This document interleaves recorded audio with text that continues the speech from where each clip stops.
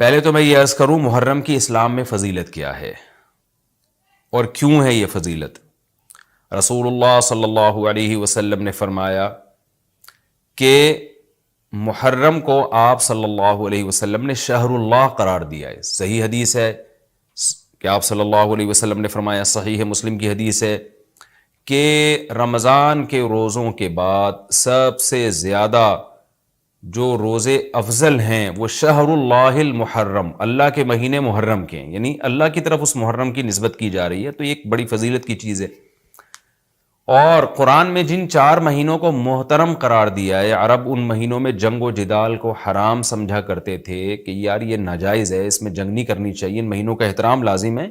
ان میں 4 مہینوں میں محرم بھی ہے، محرم، رجب، ذی الحجہ، ذی قعدہ، ذی الحجہ، یہ 4 مہینے ہیں جو محترم ہے، لیکن اس میں پھر رجب بھی داخل ہے اور ذی قعدہ بھی اور ذی الحجہ بھی، تو یہ بھی ہے۔ اور 10 محرم کے روزے کی بڑی فضیلت ہے۔ آپ صلی اللہ علیہ وسلم نے فرمایا 1 سال کے گناہوں کی معافی کا ذریعہ بنتا ہے، لیکن آپ نے فرمایا کہ یہودیوں کی مشابہت نہ کرو، کیونکہ یہودی 1 روزہ رکھتے ہیں تو ہم 9، 10 یا 10، 11 2 روزے ملائیں گے، تو یہ محرم کی فضیلت ہے۔ اور یہ کیوں ہے اس کی ہمیں وجہ معلوم نہیں ہے۔ جیسے کسی نے ابھی بھائی نے سوال پوچھا نا ایک کہ اس میں کوئی واقعات ہوئے تھے، تو پہلے میں بتا دوں 10 محرم میں جب نبی صلی اللہ علیہ وسلم نے محرم کے مہینے کی یہ فضیلت بیان کی تو اس کو کسی واقعے کی بیس پہ بیان نہیں کی ہے۔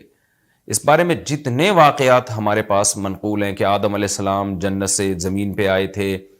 یا قیامت آئے گی اس دن، یا یہ کہ اور پتہ نہیں کیا کیا، ابراہیم علیہ السلام کو آگ میں ڈالا گیا، یہ سب من گھڑت ہیں، اس کی کوئی حقیقت نہیں ہے، موضوع روایتیں ہیں۔ البتہ اس دن موسیٰ علیہ السلام اور بنی اسرائیل کو فرعون سے نجات ملی تھی، اس بارے میں روایت سندن بہتر ہے، یعنی اس کو مستند روایت کہا جا سکتا ہے۔ تو وہ یہ کہا جا سکتا ہے کہ 10 محرم کو موسیٰ علیہ السلام اور بنی اسرائیل کو اللہ نے فرعون سے نجات دی تھی، اسی بیس پہ یہودی روزہ رکھا کرتے تھے اس دن۔ تو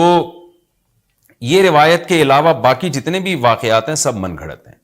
باقی حضرت حسین رضی اللہ تعالی عنہ کو جو کربلا میں شہادت ملی ہے، وہ تو 10 محرم، وہ تو فضیلت تو اسلام میں پہلے سے تھی، تو حضرت حسین رضی اللہ تعالیٰ عنہ کا واقعہ تو بعد میں ہوا ہے، تو اس سے حضرت حسین کی شہادت کو اور فضیلت مل گئی کہ آپ کو ایک مقدس دن میں اللہ تعالیٰ نے شہادت عطا فرمائی۔